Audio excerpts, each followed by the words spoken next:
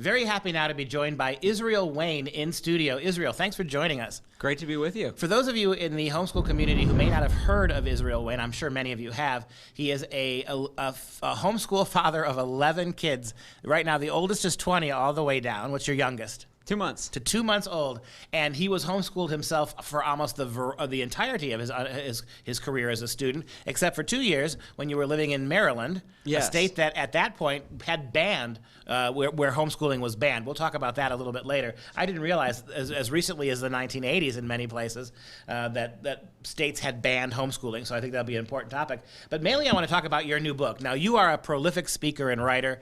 You get around the circuits of the homeschool. You've talked to churches all over the place.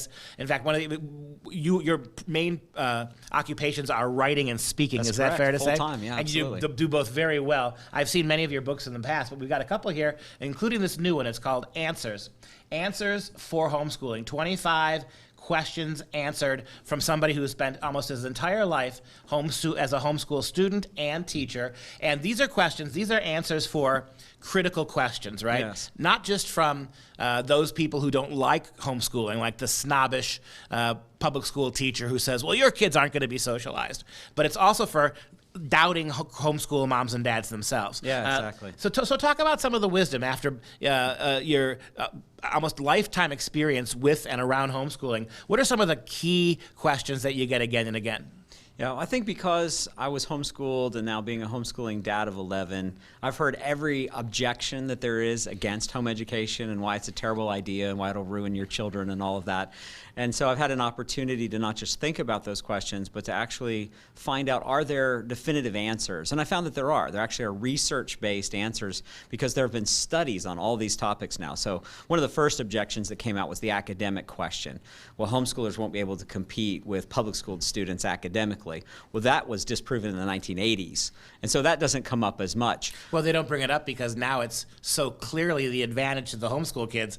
That's not an objection we're going to talk about anymore. Yeah, right? that's not a topic they tend to want to bring That's up. right. Yeah, exactly. So unfortunately, the socialization issue still comes up quite a bit. But that's easy quickly, how do you, a couple things you tell the nervous mom who says, you know, I want to do this, but I keep hearing from my parents, if I do this, my kids are going to be complete social outcasts. What do you tell them? So one of the studies that I reference in the book is a 2007 study by Dr. Brian Ray of National Home Education Research Institute, which was a study of 7,000 homeschooled graduates who had been homeschooled for 7 years or more, and then in their adult years they found that they were more positively socially engaged in their communities than their privately and even especially public school counterparts. So it turned out that public school students are less socially engaged in a positive way. And you say, well, what are the metrics for that? Well, it turns out that homeschoolers are more likely to be aware of political issues. They're more likely to vote. They're more likely to run for political office, to volunteer time for community service. They're more likely to have a library card. They're more likely to have church attendance. They're less likely to be arrested, less likely to have drug and alcohol abuse, more likely to own their own business. I mean, like you could go on and on. And even statistically, they're more likely to have a college degree than non-homeschoolers. Statistically, there aren't as many numerically, right. but statistically, they're more likely to have a college degree. What I, as a university professor, I can tell the difference right away. What the public school people, the pro-public school people mean by our kids are better socialized is they're more willing to get drunk, they're more willing to experiment with drugs, they're more willing to drop out of class, they're more willing to not show up to class at all at the university. I mean, when I see what they mean by socialization, it's partying, it's behaving irresponsibly. When I see the minute I have a student call me sir, I know that's a homeschool kid. That if there's a kid that comes to class every day for an 8 o'clock class and his hair is washed and combed, I know that's a homeschool kid. And so it is laughable. But let me ask you this question, because I think this is an interesting one, and maybe it's in here and maybe it's not. So for somebody with your experience, what's the one or two critical questions you get challenging homeschool that are the hardest to wipe away? Which criticisms of homeschool are actually more just that they make a point, critics make a point? Well, sometimes the critic is not so much the person outside of you, but it's the critic in your own head. And so one of the arguments that I address in the book is I don't have enough patience to homeschool. And so a lot of it comes down to desire. Because what I've found is if someone really wants to home educate their child, they can find a way. Right. Like in my situation, especially in high school, my mother was a single parent mother with 6 children and was homeschooling us, and she dropped out of high school in 9th grade.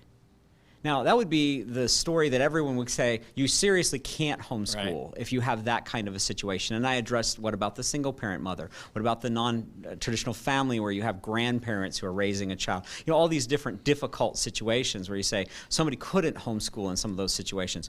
People will find a way if they really have a desire to do it. But I think on some of those arguments like, well, I'm not organized enough, I'm not patient enough, ultimately, if you have a desire to do it, you can find a way. So my mother was able to give me a really high caliber, high quality academic education at home. Even in the 1980s when it was illegal to homeschool, at least in our state, because she wanted to. And not only that, she had made a commitment. She said, my children will never spend a day of their life in a government school. And she was able to keep that promise. It's amazing. But she had a commitment. And it's amazing how when you close a door, how opportunities will emerge. You find a way if it's no longer an option. And for those of you, certainly if those of our audience who are spiritual, we understand that, right? If you're committed to doing the right thing for your kids, God's going to help you find a way. And even those I think who would argue aren't spiritual, it is amazing. When I was doing the homeschool circuit at myself, I would have moms come up all the time, and they'd have 3 or 4 babies in tow, and those babies were wearing leather tennis shoes. The 5-year-olds had their own cell phones, and the mom's like, how do I afford this? If I end up homeschooling, how do I pay for it?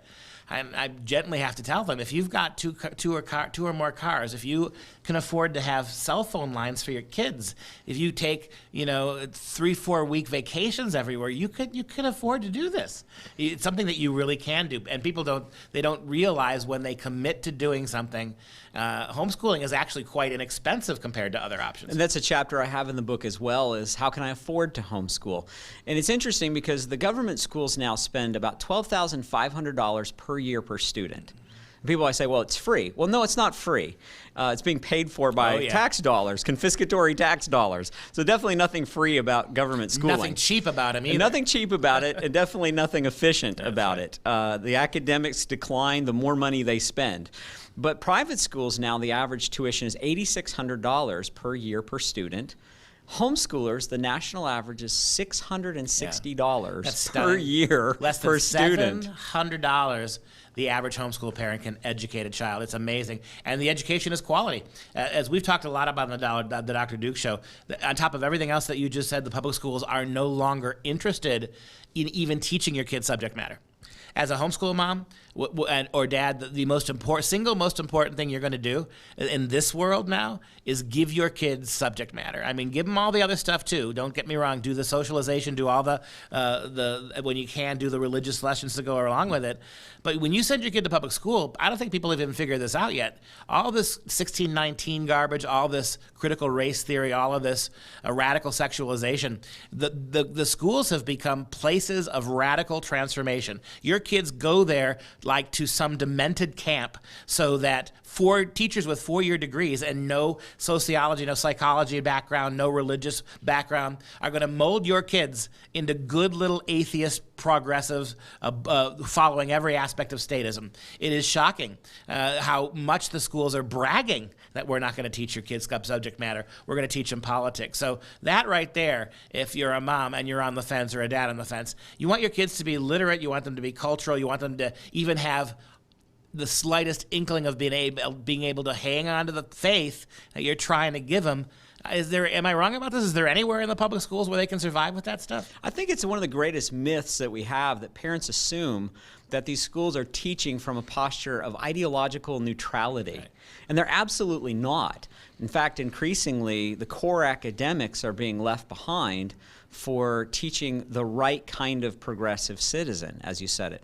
And my view is that parents should teach their values to their children, regardless of what those values are. If you are someone who has no religious affiliation, you're someone who has a different religious affiliation, you could be Muslim, you could be Jewish, you could be Christian, you teach Buddhist, you teach your values. and your beliefs to your children. But unfortunately, within the government system, they're being taught this cultural Marxism and this wokeness, critical race theory, and these ideas that come out of essentially a Marxist ideology and an anti-constitutional mentality, literary deconstruction, deconstructing the Constitution, reinventing our history. As you mentioned, parents need to understand this is not neutrality. And what's really scary, and I don't know again if parents quite realize it yet, if you got your kids in public schools, 10 years ago, 15 years ago, public school teachers were begging parents to help them. 5 years ago, they were telling kids under Common Core, stay away, it's none of your business. Now, as we're seeing in places like Loudoun, Virginia, teachers and administrators are publicly attacking parents who have questions about their kids' education. You've got a group of teachers and administrators in Loudoun, Virginia, happened again in Fairfax, Virginia. It's happening down in Texas, in Leander County, right near Austin, Texas, where moms and dads show up at school boards wanting to see curriculum, demanding why their kids are being sexualized at young ages, and those teachers and those administrators are harassing these parents. They're coming after them on social media. They're forming groups at these schools where they can reach out and, in the words of one school board member, to destroy these wackos from undermining what we want to do to your kids in the public school. That's happening right now. One of the chapters in Answers for Homeschooling is asking the question, is homeschooling elitist? Because some people say that, well, you just want to keep your children out of the public schools because you think your children are better than everyone. Homeschooling is an elitist thing. It's not for the common everyday person.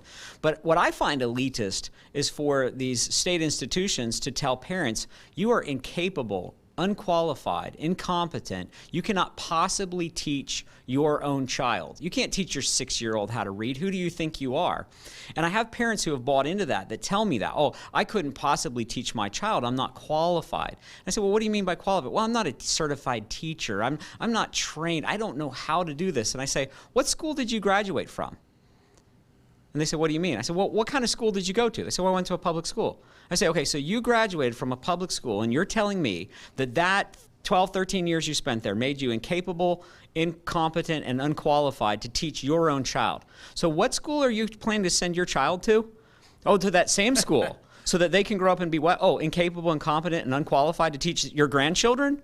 I mean, it seems like at some point, unless you just want this to go on for generations, you would want to get them out of that kind of an environment, and you'd want to put them into an environment where they actually can be trained to be capable and qualified. And it's a myth. These parents are capable and qualified, but they've been told by elitists, educrats, that they're not capable and qualified, and they've believed it. They bought into it, and so they have to shake themselves loose from that myth. You know, what I've heard recently from parents is that a variant of what you said. Well, if we don't put our kids in the public schools, then all the other kids will be woke, and my kid won't be. There you go. And so and when I explain to them what woke is, they get it.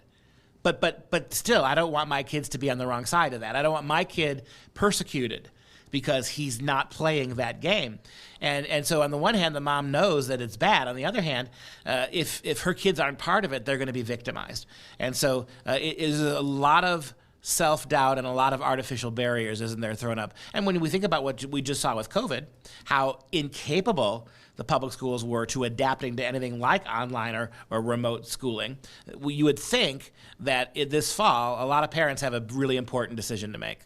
Well, they do. And, really the government school system is kind of like a matrix. It's this false identity, false reality. But people who grow up in that, they think this is real. People don't understand that government-controlled education, when you look at history, is really the new kid on the block. It's extremely experimental. When you go back, highly authoritarian. It is. And when you go back in history, you see that education looks very different than a top-down, bureaucratic, dictatorial style of government. It really came out of Marxism. It came out of the Soviet education system, the Prussian education system.